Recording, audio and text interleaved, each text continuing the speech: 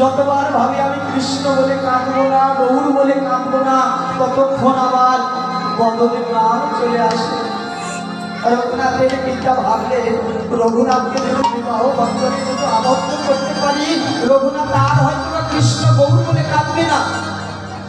কেননা একটি সহধর্মিনী পারে স্বামীকে সপথে নিয়ে যেতে, আবার একটি নারী পারে স্বামীকে অসৎ পথে নিয়ে যেতে। ভগবানের অপরূপ লীলা বাবা খুঁজতে খুঁজতে খুঁজতে রঘুনাথের জন্য পেলেন শুধুমাত্র এক কন্যা, ইন্দ্র সম ঐশ্বর্য, অপ্সরা সম গুণ, রঘুনাথের সহধর্মিনী। রঘুনাথকে বিবাহ বন্ধনে আবদ্ধ করলেন। দেখবেন জগতে প্রতিটি মা কিন্তু বুক ভরে আশা নিয়ে যায় সংসারে, যে স্বামীর সঙ্গে সুখে সংসার করবো।